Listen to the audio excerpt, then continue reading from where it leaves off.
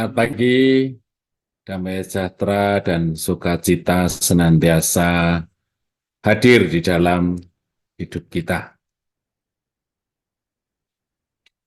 Nah, pada pagi hari ini saya akan menyampaikan kebenaran firman Tuhan yang topiknya adalah tetap optimis memasuki tahun 2024. Nah, Bapak Ibu Saudara, kita sering mendengar ya mengenai sikap optimis. Biasanya orang-orang marketing itu yang selalu mempunyai satu sikap seperti ini ya. Nah, optimis itu bisa diartikan sebagai satu cara pandang terhadap segala hal, melihat dari sisi positif, kemudian memiliki keyakinan yang kuat bahwa segala masalah dan kesulitan dapat diatasi. Nah, ini penting Bapak Ibu Saudara agar kita melakukan segala sesuatu itu dengan mata berbinar, dengan tetap semangat, ya, antusias. Nah, apakah sikap ini diajarkan oleh firman? Ya.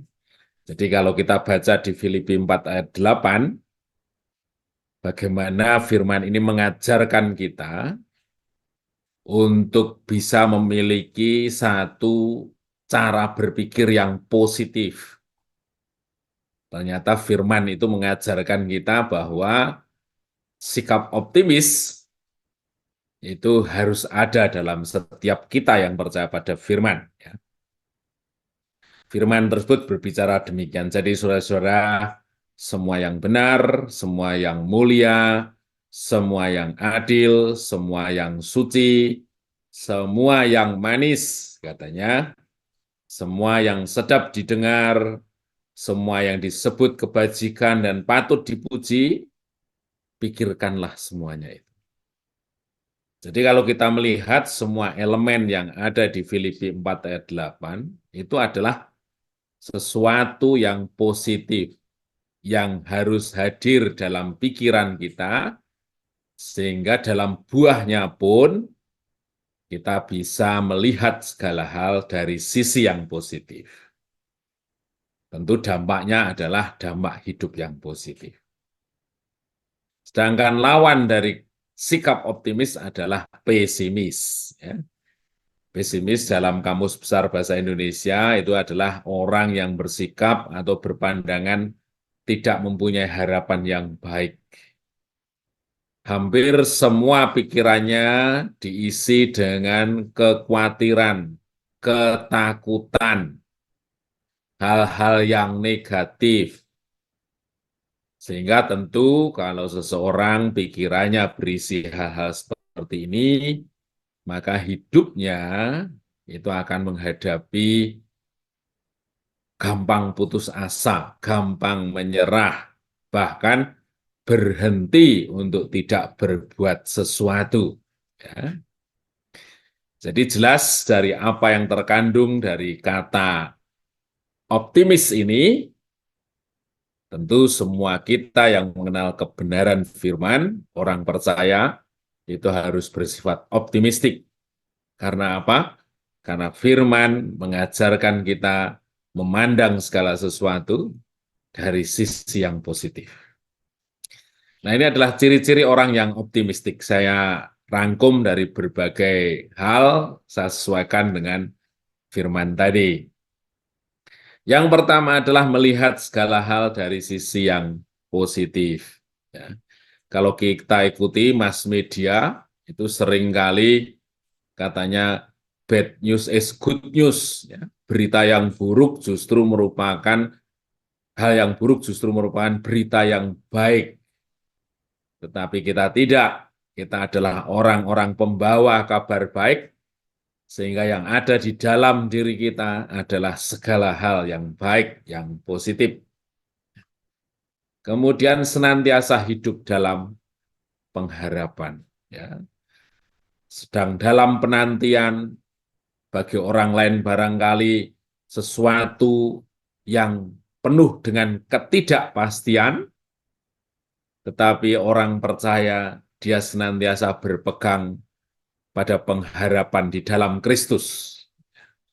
Ada janji yang kita dengar, ada rancangan Tuhan yang sudah kita yakini di dalam Kristus.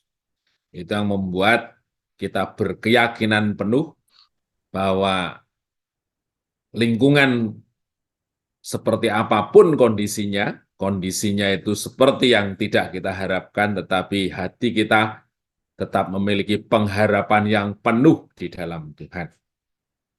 Kemudian yang berikutnya adalah menghadapi kegagalan dengan bijaksana. Ada masanya, ada saatnya proses Tuhan mengizinkan kita mengalami kegagalan. Tetapi kita bisa meletakkan sesuatu secara proporsional. Ya. Masih ada waktu lagi. Tuhan mengajar saya untuk lebih tekun. Usaha saya masih kurang. Ya, itu adalah bagaimana kita melihat sisi-sisi kegagalan dari cara yang bijaksana. Kemudian yang berikutnya adalah bersikap realistis. Seringkali harapan kita terlalu tinggi, yang kita dambakan itu terlalu tinggi, tapi yang kita dapatkan ternyata tidak sesuai dengan harapan kita. Pada akhirnya kita harus menyadari kondisi yang kita terima, yaitu dengan menerima dengan penuh kerelaan. Ya, nggak masalah. Seperti ini saja, yang jelas saya bersama Tuhan, saya pasti bisa melakukan dan saya terus melakukannya, ya, bersama-sama dengan Kristus. Kemudian yang berikutnya adalah tidak mudah putus asa, ulet. Ya. Kegagalan yang ada tidak pernah membuat dia terhenti langkahnya atau bahkan dia habis usahanya, tetapi karena pengajaran firman yang terus memperbarui, kekuatan Allah yang terus hadir, itu yang membuat dia terus bangun. Seberapa banyak dia mengalami kejatuhan, dia terus bangun. Firman Tuhan katakan, sekalipun dia jatuh, katanya, dia tidak akan tergeletak. Itu menyatakan bagaimana uletnya seseorang menghadapi perjalanan hidupnya. Yaitu kita orang percaya. Kemudian yang berikutnya adalah mampu bertahan di masa sulit. Ada ketangguhan yang luar biasa. Ada damai, sejahtera, dan sukacita yang membuat kita senantiasa dihiburkan, ditenangkan oleh Tuhan, apapun kondisinya, itu yang membuat kita tetap berdiri dalam kondisi apapun. Nah, yang terakhir, mengapa kita harus optimis? Ya, kalau kita lihat salah satu janjinya di Mazmur 65 ayat 12, engkau memahkotai tahun dengan kebaikanmu. Jadi, tahun yang kita lewati katanya Tuhan sudah memahkotai dengan kebaikan Dia yang dipersiapkan untuk kita terima. Jejakmu mengeluarkan lemak. Jadi saudaraku, sebelum kita memasuki tahun 2024, sesungguhnya Tuhan sudah memahkotai tahun 2024 dengan kebaikan-kebaikannya. Sejauh mana kita mempersiapkan pikiran kita, mentalitas kita, ya, untuk menghadapi kebaikan Tuhan, demikian hal-hal itu yang akan membuat kita benar-benar bisa menikmati. Dibutuhkan satu pikiran yang terbuka, hati yang terbuka, hati yang dipenuhi dengan kerinduan akan Allah untuk benar-benar dia membuat kebaikan di tahun 2024. Ya. Yang kedua karena rancangannya, di Yeremia 29 ayat 11, ini tentu kita semua sudah mengenal firman ini, sebab aku ini mengetahui rancangan-rancangan apa yang ada padaku mengenai kamu. Demikianlah Tuhan, firman Tuhan, yaitu rancangan damai sejahtera dan bukan rancangan kecelakaan. Kita memang tidak tahu apa yang akan terjadi di tahun 2024, tetapi biarkan firman yang berisi rancangannya ini senantiasa mengokohkan kita, mengokohkan keyakinan, kepercayaan kita bahwa di tahun 2024 bukan rancangan kecelakaan. Ada rancangan yang indah yang Tuhan persiapkan, yang memberikan jejak hari depan yang penuh harapan. Yang berikutnya adalah karena penyertaannya. Saudaraku, bagi kita yang tetap bekerja dalam ladangnya, firman Tuhan di Matius 28 ayat 20, dia katakan, Aku menyertai kamu sampai pada akhir zaman. Apabila kita terus menyampaikan kebenaran, kita menyampaikan kabar baik kepada banyak orang, kita sedang mengupayakan orang-orang untuk dididik, diajar, mengenal Tuhan, maka Tuhan janji, aku menyertaimu sampai kepada akhir zaman.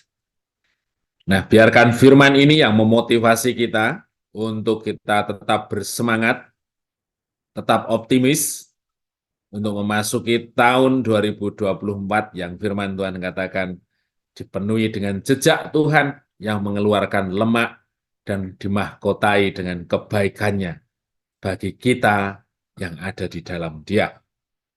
Terpujilah nama Tuhan, mari kita berdoa.